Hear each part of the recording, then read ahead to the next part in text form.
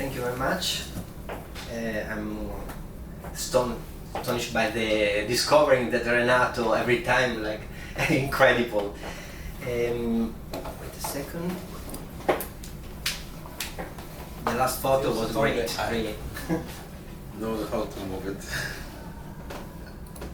Okay, Yeah, which is yours? Here. Okay, and I move with this one. With, Okay, yeah. perfect. Okay. Okay, thank you very much. Good afternoon. First of all, I want to thanks for inviting us to this conference. I talk about us because I speak for the foundation, and for this really important moment of discussion about Jewish heritage in Slovenia. My pleasure is being here with you is due to several reasons. The first one is to continue a collaboration with the Slovenian friends that began a few years ago through the exhibition the Morpurgo, the descendant of the Maribor Jews, which I created together with the Center of Jewish Cultural Heritage Synagogue of Maribor.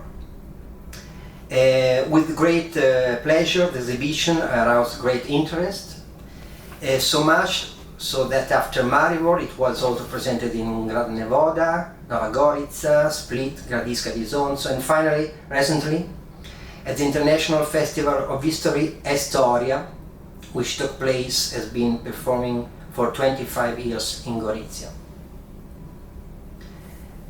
The second reason is that I'm given the opportunity to talk about a theme, the Jewish cemetery, which I've been dealing with as an architectural historian for many years, and which also led me to publish the first book that deal with the subject in terms of total concerning the Jewish cemetery heritage in Italy. And finally, the third reason is well represented by this photo. This is the tomb of my great-great-grandparents in Val di Rosa Cemetery. And therefore, inevitably speaking of this place also as a sentimental and identity value for me. I was invited to this conference to present a project that is promoted by the Foundation for Jewish Cultural Heritage in Italy. So it's necessary to make a premise concerning this institution. The foundation, established by the Union of Italian Jewish Community in 1986, aims to promote the recovery, conservation, restoration of the Italian Jewish historical and artistic heritage, and to spread its knowledge in Italy and abroad. The aim is to guarantee the preservation of Jewish cultural assets in Italy, which represents the widespread and rooted memory in the country of a presence that has lasted for over 2,200 years. The foundation proposed itself as a reference and support point for the Italian Jewish community, and in particular for the smaller ones, to support them in their activity. The foundation therefore tends to reinforce its voice in dialogue with the local institution, also to favor their possibility to having access to public and private funding. Finally, in promoting the development of cultural heritage, we intend to focus on their ability to generate economical values through tourism and intellectual values through the dissemination of knowledge. Among the various projects carried out in recent years by the foundation, the most important was the restoration of the Sefer Torah of the Biela synagogue. After having carried out a study with the carbon-14, it was dated around 1250 and is therefore the oldest in the world, still suitable for reading, owned by a Jewish community. So let's go to the Val di Rosa project. In 2016, the foundation began to take an interest in issues related with the restoration and conservation of the Jewish cemetery of Val di Rosa, immediately identified as a special place to work on. The foundation then organized an historical first meeting which took place in Val di Rose, in the cemetery of Val di Rose, between the major of the Gorica, Mattei Alcion, and the major of Gorizia, Ettore Romoli.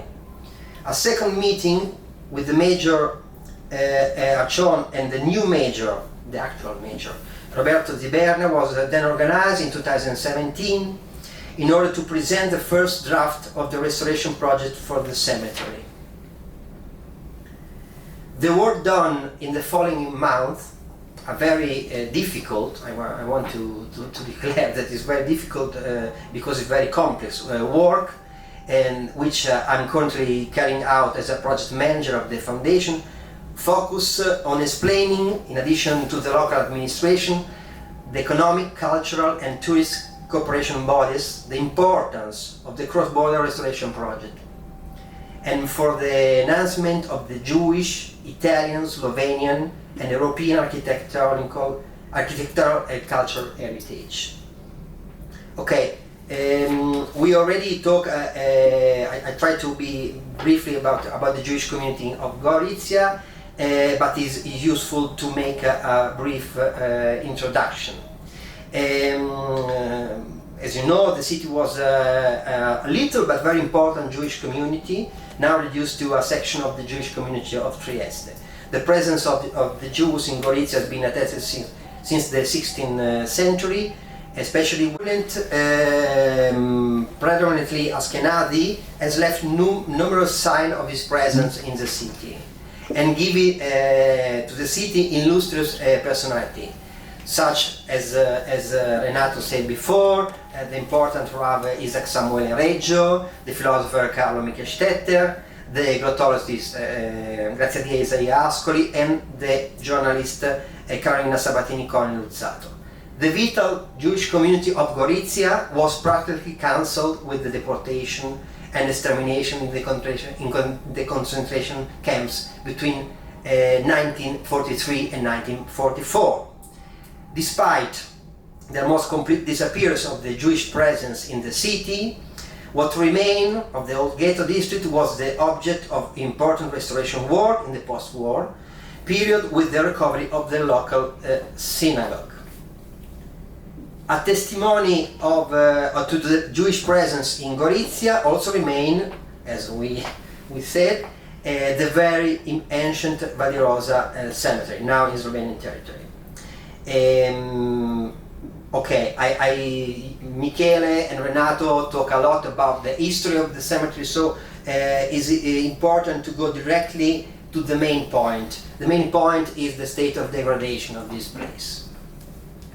Today, the cemetery, despite the restoration of the border wall, the former mortuary chamber and some tombs of illustrious community figures, is in a state of serious degradation. We know that there are more or less 900 gravestones, the oldest of which dates back to 1371. But today, many of them are difficult to read, broken or fallen and buried under the surface layers of the area. So, the degradation caused by the variation of the microclimate, so different kind of aggression of sulfides and so on. And the second one, is that we can call the form of social aggression, such as vandalism and attempts at theft. This happened, for example, of some of the Jewish family symbols in the tombs that I remember when I was with my parents in the late 70s. A lot of tombs still have got this kind of symbols, a lot are disappeared now.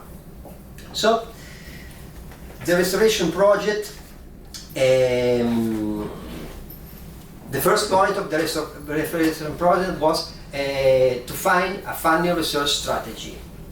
I will now briefly try to summarize the most relevant feature of the project, with as a total cost of around 450,000 euros. In order to carry out a restoration project of this size and complexity, the foundation has begun to search for possible financiers. Therefore, 3 types of subjects potentially interested in the project were identified, to which one or more of the following contributions were asked: economical sponsorship, information to have new contacts involved, and project